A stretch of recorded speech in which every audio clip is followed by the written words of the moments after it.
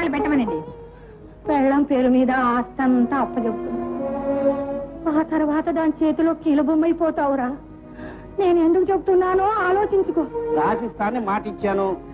మాట ఇచ్చిన తర్వాత తప్పడం మన ఇంట వంట లేదు. పెళ్ళం చేతికి ఆస్తిని అప్పచెప్పడం కూడా మన ఇంట వంట లేదురా.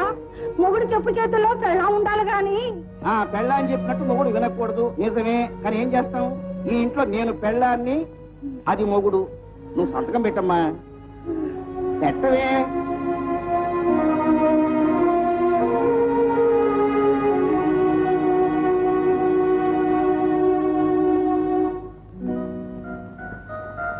ఇవిగో డాక్యుమెంట్స్. అమ్మ సంతకం చేసింది. ఏమిటండి ఆస్తి పేపర్లు అలా ఆమదందాగిన మొహం పెట్టిస్తారు? నవ్వుతూ ఇందా తీసుకో అని ఇవ్వకూడదు? అలాగే.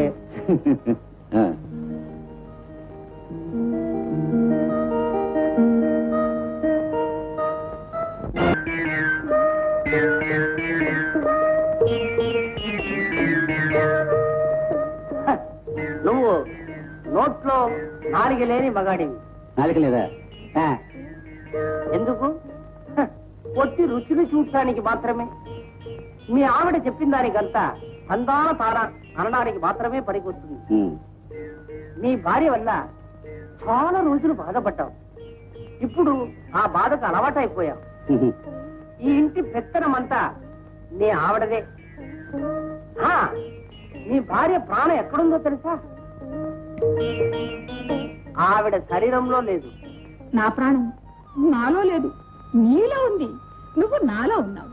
తల్లి, నీ అనుగ్రహం ఎల్లప్పుడూ నా యందు, నా కుటుంబం యందు, నా బిడ్డల యందు, నా బిడ్డల యందు కరగకుండా ఉండేట్టుగా ఎప్పుడు కాపాడు తల్లి. సూర్యుడు భూమి చుట్టూ తిరుగుతున్నాడు. భూమి మీద ఉండే మనుషులందరూ నీ చుట్టూ తిరుగుతున్నారు నీ అనుగ్రహం కోసం. తల్లి, ఎల్లప్పుడూ మమ్మల్ని చల్లగా కాపాడు.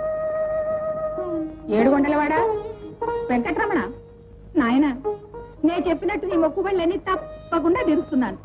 ఒక్క సహాయం చెయ్యి. ఆ మహాలక్ష్మితో చెప్పి మా ఇంట్లో ఎప్పుడూ ఉండమని కాస్త సిఫార్సు చేయనాయన. నీకు ఒక రత్నం లాంటి కూతురు ఉంది. పేరు కూడా రత్నమే. నువ్వు చెప్పాలా నేను చెప్పాలి? మీరే చెప్పండి స్వామి. ఆ కూతురు తల్లి పోలిక, కానీ లక్షణాలన్నీ నీవే. సరే, ఆ అమ్మాయికి పెళ్లి అయిందో లేదో చెప్పండి చూద్దాం. అనుమానంతో ఎందుకు పిలిచావు? అయ్యో, తక్కువ. అదొక పెళ్ళా? ఆ పెళ్లిలో గొడవ జరిగిందా? జరిగింది. ఇప్పుడు ఆ అల్లుడు ఈ ఇంట్లోనే ఉంటున్నాడు కదా. నేను ఇంట్లో ఉండిపోబట్టే కదా అటు మా నాన్నకేమో చెడైపోయాను, ఇటు మీ అమ్మకేమో చులకనైపోయాను. కట్నం లేకుండా నేను తీసుకొస్తే మా నాన్న పంతానంటున్నాడు. కట్నం సంగతి తెచ్చితే కాళ్ళు విరగొట్టి పొయ్యిలో పెడతానంటుంది మా అత్తగారు. ఇప్పుడు నేనేం చేయను? ఏడవద్దంటున్నాను. అంటా నీకే? మీరు చెప్పిందంతా నిజమే అనుకోండి, కానీ ఇంట్లో మీకు ఏ ఇబ్బంది కలుగుతుంది? నేనున్నాగా. నువ్వు ఉన్నావా? చిలక ఉంటావు. ఉన్నవే ఎందుకు? మీ అమ్మ ఏమంటుంది? ఈ ప్యాంట్లేమో లంగాలా ఉన్నాయంట. ఈ లంగా ప్యాంట్లు వేసుకోకూడదంట. ఇంకేం వేసుకోను? లంగాలు వేసుకోనా? వేసుకోండి. వేసుకోనా? లంగాలు వేసుకోనా? లంగాలు వేసుకోనా? అమ్మొచ్చినా సరే, అమ్మొచ్చినా సరే. ఏమిట్రా? ఏమిటి ఏదో అమ్మ అమ్మకి అమ్మ అని ఏదో అంటున్నావుటి? అదే అమ్మకి అమ్మ, అమ్మమ్మ. అమ్మమ్మ ఒళ్ళు దగ్గర పెట్టుకోమందా? అవునవును. ఏమిటి మరి గాండ్రించేస్తున్నావు? పులిహోర మెళ్ళ వేసుకుని అరిచినంత మాత్రం మగాడి కాలేవు. వెళ్ళి పళ్ళు చూసుకో. అమ్మాయిని గురించి చాలా కరెక్ట్ గా చెప్పారు. మరి అబ్బాయిల గురించి ఏం చెప్పలేదే? వస్తున్నా మీ అబ్బాయిల దగ్గరకే వస్తున్నా. నీకు సూర్య చంద్రుడు లాంటి ఇద్దరు అబ్బాయిలు ఉన్నారు. బాయ్. నిజమే. కాకపోతే పెద్దవాడి పేరు చంద్రుడు, చిన్నవాడి పేరు సూర్యుడు. ఆ చంద్రుడికి కాస్త గ్రహణం పట్టినట్టుగా అనుమానం. అవును బాబు. ఒక అతని దగ్గర 25,000 అప్పు తీసుకుని బట్టల వ్యాపారం పెట్టాడు. అందులో నష్టం వచ్చింది. ఆయన కోర్టులో డిగ్రీ తీసుకున్నాడు. మావిడేమో అప్పు తీర్చుంటోంది. అందుకని మిగిలింది నేను చెప్తున్నాను. వాడు ఇప్పుడు ఇల్లు వదిలేసి కేసాల పడ తిరుగుతున్నాడు.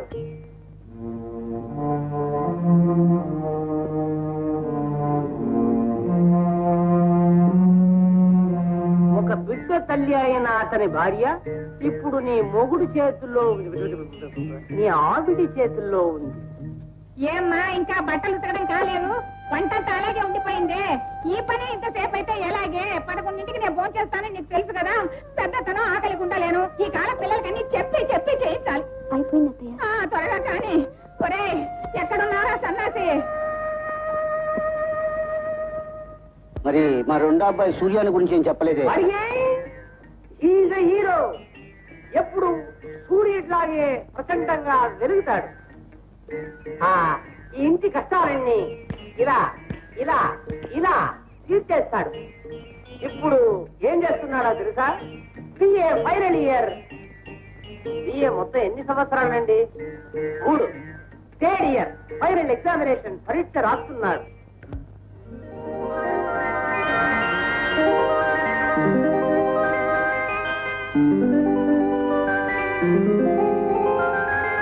అంతా కరెక్ట్ గా చెప్పారండి. చెప్పారు కాబట్టి ఈ సాల్వా రవీంద్ర భారతులు ఇచ్చారు, ఈ పంచ పెంచువాడాలు ఇచ్చారు. మరి తుండు ఇది ఒక ఇంట్లో తత్తిరం చేశారు, అప్పుడు ఇచ్చారు. ఒకటి నువ్వు మర్చిపోయావు, కానీ నేను మర్చిపోలేదు.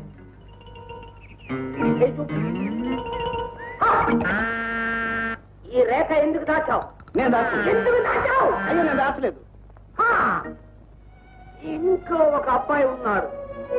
ఆ అబ్బాయి తల్లి చచ్చిపోయేటప్పుడు ఆ అబ్బాయిని, వారి ఆస్తిని మీ ఆవిడ చేతిలో పెట్టిపోయింది. అవునా? ఏమిటా ఇది? పాలు విదగమంటే ఇంకా ఇక్కడే అహోరిస్తున్నావు? నువ్వు బలేనవే. నలుగురు నన్ను తొలగ చూస్తున్నారు. ఎందుకు? ఏమైందని? నాకు డబ్బు లేదని నా పల్లెటూరు నాకు ఇచ్చి నేను మా ఊరు వెళ్ళిపోతాను. సన్నాసి అదే. ఒరే నీ 10 ఎకరాలు నా దగ్గర ఎక్కడ ఉందిరా? ఊర్లో ఉంది. నా దగ్గర ఇచ్చింది కాగితాలు. నిన్ను మీ అమ్మ నా చేతిలో పెట్టిపోయింది అంతే. ఎవర్రా నలుగురు? చెప్పు కాస్త. వాళ్ళ మక్కెలు విరగొడతాను. నీ బుద్ధి పాడు చేస్తున్నారు దొంగ వెతాలు. ఇదిగో చూడకెలా, నీ దగ్గర 10 ఎకరాలు ఉందని తెలిస్తే ఈ నలుగురు వెధవాలే కాదు, ఇంకా 10 మంది వెధవాలు కలిసి నీ చుట్టూ చేసి నిన్ను పాడు చేస్తారా? పడైపోతావు. దగ్గర డబ్బు ఉందని తెలిస్తే అంతే ప్రపంచం. నా దగ్గర ఉందనుకో జాగ్రత్తగా ఉంటుంది. మా పిన్ని చాలా మంచి. మరి నాకు పొట్టి పొడవెక్కి ఎప్పుడు గుర్తిస్తావు? నీ పెళ్లి గుర్తించాలి. అబ్బా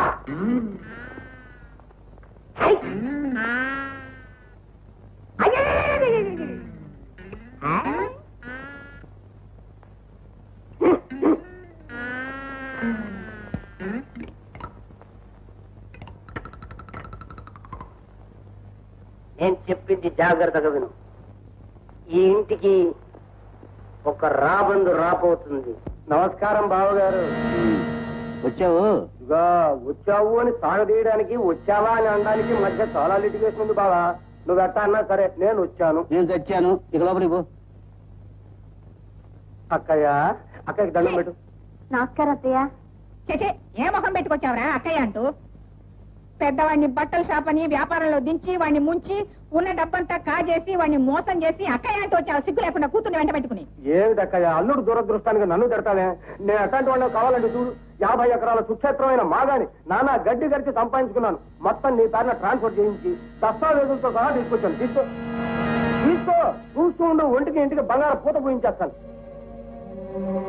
ఏరా 50 ఎకరాలు నా పేరు రాశావా? కారణం? కారణమా? దీనికి అన్నానుగా అందుకు. ఓ అదే విషయం. నేను అనగా నక్క జిత్తులు అప్పారావు జక్కలపాడు. ఒరే ఇందులో ఏం చిక్కులు లేవు కదా? అలాంటివి ఏవైనా ఉంటే నీ పాటలు కుక్కలు పడవు. ఏమిటక్కయ్యా, పిల్లనిచ్చుకునే చోట ఇచ్చటి పని చేస్తానా? ఏదో మనం మొదటి నుంచి అనుకుంటున్నట్టు దీనికి సూర్యానికి నీ చేతుల మీదుగా పెళ్లి జరిపిస్తే దానికెళ్ళారా? ఇదిగో చూడు రే, దేవుడున్నాడ్రా. నువ్వు ఎన్ని చేసినా ఈ ఆస్తి ఎక్కడికి చేరాలో అక్కడికే చేరింది. ఈ ఆస్తిని కూడా ఎక్కడికి చేర్చాలో అక్కడికి చేరిస్తే నా బాధ్యత వదిలిపోతుంది. చూద్దాంగా, సూర్యం కూడా వస్తాడుగా. అప్పుడు ఏం తొందర ఇవన్నీ నించోనే మాట్లాడేది, కూర్చోవాలి. నేను ఎప్పుడో ఇంతప్పుడు చూశాను, ఇప్పుడు ఇంత అయింది. రాండి కూర్చున్నారే. ఇంకా ఇంత అవ్వకముందే ఈ పెళ్లికి అంతా జరిపించేస్తే కూర్చోవే బంగారు తల్లి. నా పేరు బంగారు తల్లి కాదు, వరలక్ష్మి. నువ్వు మహాలక్ష్మి. దీనికి మాటలు కూడా వచ్చారు. కూర్చో కూర్చో. కూర్చో. ఇదిగో చూడు. చూడక్కయ్య, నువ్వు అనడం కూడా అయిపోయింది. నేను వెళ్ళి ముహూర్తాలు పెట్టించుకోనా? తొందర ఏమిట్రా? ఎంతైనా నువ్వు నా పిన్నమ్మ కొడుకువి, వరుసకి తమ్ముడివి. నీ కూతుర్ని నా కొడుకు చేసుకోవడంలో తప్పేం లేదు. ఎందుకైనా మంచిది, అబ్బాయి పరీక్షలు అయిపోయి వచ్చేస్తున్నాడు సూర్యం. వాటితో కూడా ఒక మాట చెప్పి తెలిసేద్దాం.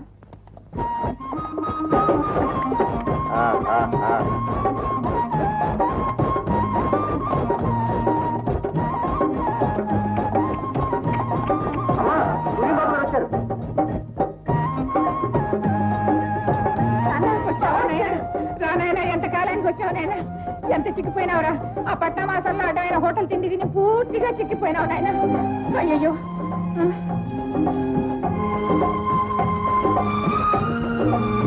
నువ్వు ఎప్పుడు వచ్చావు మావయ్య? నేను వచ్చాను ఆయన అన్నట్టు మర్చిపోయా. ఆ 50 ఎకరాలు ఇదిగో 50 ఇప్పుడేగా వచ్చాడు. ఎక్కడికి పోతుంది 50 ఎకరాలు? మన దగ్గరగా ఉంటుంది. ఎక్కడికి రావాలో అక్కడికే వచ్చింది. నువ్వు ఉండు, కష్టమైన విశ్రాంతి తీసుకొని. ఏం వరాలు, నువ్వు కూడా వచ్చావా? అవునా, నేను వచ్చా. నాన్న నాకు సిగ్గేస్తుంది, లోపలికి వెళ్తా. అంతగా దానికి సిగ్గు వచ్చిందిరా. ఏమా రత్నం, బాగున్నావా బావా? నాకేం బావా, అన్ని సక్రమంగా. వేళ వేళకి ఇంట్లో మిగిలినవన్నీ తిని నున్నగా ఉన్నాడు. వాడికేం తక్కువ కానీ నాయన, నువ్వు వెళ్ళి త్వరగా స్నానం చేసి భోజనానికి రెడీగా. నీకు ఇష్టమైనవన్నీ చేశాను నాయన. చూసావు, నువ్వు వెళ్ళి అన్నయ్యకి ఏం కావాలో చూడు. అత్తయ్య గారు, నేను నీవా? వాడి బట్టలు ఏమైనా ఉంటే ఇస్త్రీ చేయపో. ఏడోకు బాబు, ఏడోకు. నా బుద్ధి కదూ. వదినా, నువ్వా సూర్యం, బాగున్నావా? బాగానే ఉన్నాను వదినా. నీ పరిస్థితి చూస్తూ నువ్వు బాగున్నావా అని అడగటానికి నాకు నోరు రావటం లేదు. నాకేం బాబు, బాగానే ఉన్నానుగా. అత్తకు దూరమైన భార్య, అత్త చేతుల్లో బానిసగా బతికే కోడలు ఎంత బాగుంటుందో నేను ఊహించుకోగలను. వదినా, నీకోసం ఈ చీర తీసుకొచ్చాను. నాకెందుకు బాబు? తీసుకో వదినా, పర్వాలేదు. బాబు, నీకు బిస్కెట్ ప్యాకెట్. వదినా, అన్నయ్య ఈ మధ్య ఎప్పుడైనా ఇక్కడికి వచ్చాడా? రాజాలా బతకాల్సిన అన్నయ్యకి ఇలాంటి పరిస్థితి కల్పించాడు అప్పారావు మావయ్య. రాజాలా బతకాల్సిన అన్నయ్య పూజాలా తిరుగుతున్నాడు గాని అయిందా అత్తగారి మీద ఆరోపణ, వదిన గారి మీద సానుభూతి? కొంచెం రానాయన, నీతో మాట్లాడాలి. వస్తున్నానమ్మా. ఏంటమ్మా? కొంచెం రానాయన, నీతో మాట్లాడాలి. ఏం లేదు, మా వరాల్ని నీకు ఇచ్చి చెయ్యాలని చిన్నప్పటి నుంచి అనుకుంటుందేగా. అది వాడికి తెలుసుగా. మరి ముహూర్తాలు పెట్టుకోమంటావా? ఆగు, తొందరపడతావే. వాడితోటి మాట్లాడాలి, ఆయనతోటి మాట్లాడాలి. ఏమండి, ఏమంటారు? నేనేమంటాను, నువ్వేమంటే దానికి తందాన అంటాను. నలుగురిలోనూ పరువు తీయడమేనా? నాన్న, అమ్మ చెప్పిన ప్రజ్ఞానికి నువ్వు తందాన తానా, నేను మాత్రం అలా అనలేను. ఈ పెళ్లి చేసుకోను. చేసుకోనంటే ఎట్లా నాయన? ముందుగానే 50 ఎకరాలు నీ పేర్లు రాసి కాగితాలు అక్కయ్య చేతికి కూడా ఇచ్చాను. 50 ఎకరాలతో నన్ను కొనలేవు మావయ్య. కరెక్ట్, నేను అదే మాట చెప్పాను నాయన. నా బిడ్డ కొన్ని లక్షల ఖరీదు చేస్తాడని చెప్పాను కదరా నీకు. ఏం చేస్తాం? చూడు నాయన, వాడి దగ్గర ఉండేది 50. ఆ 50 ఎకరాలు నాకు ఇచ్చేశాడు. ఆ పైన తల తాకట్టు పెట్టేనే ఏదన్నా సర్దుతాడు. దాని గురించి నువ్వు ఆలోచించగా నీ సంగతి ఏమిటో చెప్పు. నువ్వేమైనా చెప్పమ్మా, ఈ పెళ్లి మాత్రం జరగదు. ఇదేదో సినిమా డైలాగ్ లాగుందే. నువ్వు ఊరుకో, నేను వెళ్ళి నాకు చూస్తాను. కాస్త గట్టిగా చెప్పు బావా. అక్కయ్య, ఏమిటి దారుణం? నీ పెళ్లి జరగదా? ఏమిట్రా అపశకునం మాటలు? పెళ్లిళ్ళు జరుగుతాయి. ఇప్పుడు నీ కూతురు కొంచెం క్రాక్ అని మా వాడికి సన్మానం. అమ్మాయి ఎడకే, నేను వాడి అభిప్రాయం చెప్తున్నాను. మరి కాలం అమ్మాయిలు సినిమాలు గినాలు చూస్తారుగా. కాస్త ఈ మాదిరిగా ఉంటే లూజ్ అని. మరి నా 50 ఎకరాలు? ఈ 50 ఎకరాలు మండిపోను. 50 ఎకరాలతో ప్రపంచం కొట్టానంటావిట్రా? ముష్టి 50 ఎకరాలతో ఏమవుతుంది కాలంలో?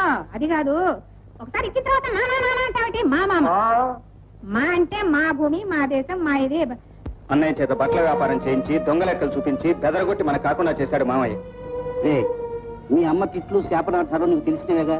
నువ్వు ఈ పెళ్లికి ఒప్పుకున్నావంటే నాలాగే కీలు బొమ్మలాగా తయారవుతావు. మీ అమ్మ నేను ఎలాగో మారం. నీకు బోళ్ళంత భవిష్యత్తు ఉంది, దాన్ని పాటు చేసుకో. ఎంత పనిచేస్తాడో చూడండి, సూర్య ఎంత పనిచేస్తాడో చూడండి. ఏమిటి, ఏం జరిగింది? ఉత్తరం రాసి పెట్టి ఇల్లు విడిచి వెళ్ళిపోయాడండి. మీరే కదా పంపించారు వాడిని. అయ్యో, నాకేం తెలియదు, నీ మీద ఒట్టు. ఇట్లా దేశానికి ఒట్లు పెట్టుకుంటారా మీరు? తేలండి, తేలు పైకి కనిపించరు. వాడికి పెళ్లి ఇష్టం లేకపోతే వాడి సంగతి నేను చూసుకుంటాదని వాడికి అబద్ధాలు చెప్పి ఎందుకని పంపించారు? పెద్దన్నయ్య ఎప్పుడు వస్తాడని ఎదురు చూస్తుంటే చిన్నన్నయ్య కూడా వెళ్ళిపోయాడు. ఆ అదృష్టం అందరికీ ఉండదట్టే తల్లి. అదే అదృష్టం అనుకుంటే వాడి వెనకాలే మీరు వెళ్ళి ఉండొచ్చుగా. ఎవరాపారు? పెరడంతా వెతికాను, పావు ఎక్కడా కనిపించలేదు. ఇప్పుడు ఎలా ప్రేమించేది? ఇదొకటి నా ప్రాణానికి క్రాకు. మా బాధలో మేము ఉంటే మధ్య నీ బాధ ఏమిటి తల్లి? బాధ కాదు మావయ్య, బావని ఘాటుగా ప్రేమించమని మా నాన్న గట్టిగా చెప్పి వెళ్ళిపోయాడు. అందుకే ఇప్పుడు ఎలా ప్రేమించేదని అడుగుతున్నా. నీ ఘాటుకు తట్టుకోలేకనే వాడు పారిపోయినాడు. వాడు వచ్చిన తర్వాత తీరిగ్గా ప్రేమిస్తూ గాని అందాక మమ్మల్ని ఊపిరి తీసుకొని తల్లిని కాదని, ఇల్లు కాదని, తండ్రితో మంతనాలాడి వాడు పట్టానికి పోతాడా? అక్కడ వాడి గంజి నీళ్ళైనా దొరుకుతాయా? గంజి నీళ్లు దొరకకపోతే పట్నవాసంలో కుళాయి నీళ్లు సమృద్ధిగానే దొరుకుతాయి అనుకుంటా. అవును మరి, మీ సలహా విన్న వాళ్ళకి కుళాయి నీళ్లే గతి. ఎంతసేపు పుచ్చుకుంటావా? అన్నయ్య, తమ్ముడు నువ్వా? అన్నయ్య, చివరికి నీ నీడని చూసి కూడా నువ్వు భయపడే స్థితికి వచ్చావన్నమాట. అంతా నా కర్మ. సరే, ఇంట్లో అంతా బాగున్నారా? బానే ఉన్నారు. ఇంటికెడదారా అన్నయ్య? నేను రాను, నా దారిని అనుకోను. అప్పుల వాళ్ళకి భయపడి నీ దారి నువ్వు చూసుకుంటే నిన్ను కట్టుకున్న నేరానికి అక్కడ వదిన ప్రతిక్షణం నరకం అనిపిస్తోంది అన్నయ్య. నన్ను ఏం చేయమంటావు తమ్ముడు? నా తప్పు లేకపోయినా నేను 25,000 కట్టాలని కోర్టు వాళ్ళు తీర్పిచ్చారు. నన్ను ఎక్కడి నుంచి తెచ్చుకెట్టమంటావు? అమ్మ ప్రాణాలనే వేస్తుంది, కానీ డబ్బు మాత్రం ఇవ్వదు.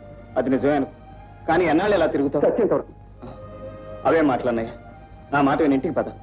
వద్దు తమ్ముడు, నేను బాకీ ఉన్న సావుకారులంతా నన్ను చూస్తే పోలీసులకు అప్పచెప్తారు. నన్ను వద్దు, వెళ్ళని. నేను వదలను తమ్ముడు. అన్నయ్య, అన్నయ్య, అన్నయ్య, అన్నయ్య, అన్నయ్య,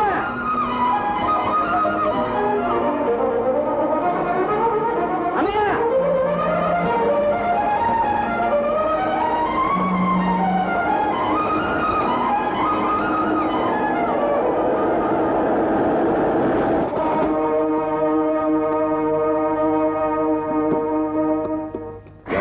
ఎవరు నువ్వు? ఊళ్ళో ఇన్ని కార్లు ఉండగా చూసి నా కారు కింద పడి నువ్వు చచ్చి నన్ను జైలుకి పంపించి ఆ తర్వాత ఇంతకీ నువ్వు పోలీసులు తరుగుతున్న దొంగవా, ఆత్మహత్య చేసుకోబోతున్న నిరుద్యోగివా? నువ్వెవరైనా నాకు అనవసరం. ఇదిగో చూడు, ఈ 10 రూపాయలు తీసుకో. అంతగా నువ్వు చావాలనుకుంటే ఏ ఆర్టీసీ బస్సు వెతుక్కో. ఇక నా రెండో పాయింట్. అయ్యా, రెండో పాయింట్ గారు, తమరు చాలా పాయింట్లు చెప్పారు కానీ అసలు పాయింట్ వినండి. నీ అసలు పాయింట్ నాకు అనవసరం అయ్యా. వెళ్ళు, వెళ్ళు. ఏమండి? వెళ్ళిపో.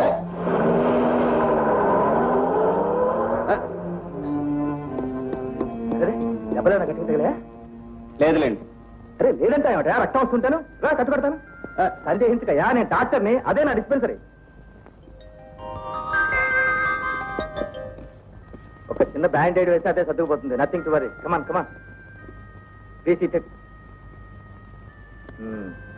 నీ పేరేంటి బాబు? సూర్యం అండి. ఏం చేస్తుంటావు? ప్రస్తుతానికి నిరుద్యోగిని. చూడు, ఉద్యోగం సద్యోగం వెతుక్కోవాల్సిన వాడివి. రోడ్డు మీద జాగ్రత్తగా ఉండడం మంచిది కదా. Of course in this case the driver is to be blamed అనుకో, కానీ రోడ్డు మీద మన జాగ్రత్తలో మనం కూడా ఉంటే మంచిది.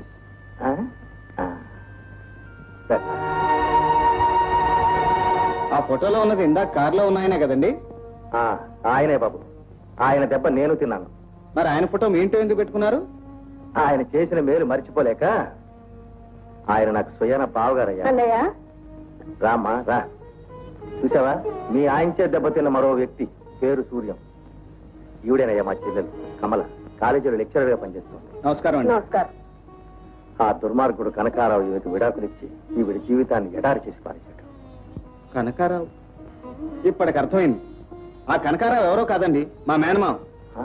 అంటే నువ్వు సుందరమ్మ గారు అబ్బాయిని. త్రిపుర సుందరమ్మ కొడుకువా? రెండో కొడుకుని. మీ అమ్మ నాన్న బాగున్నారా బాబు? బానే ఉన్నారండి.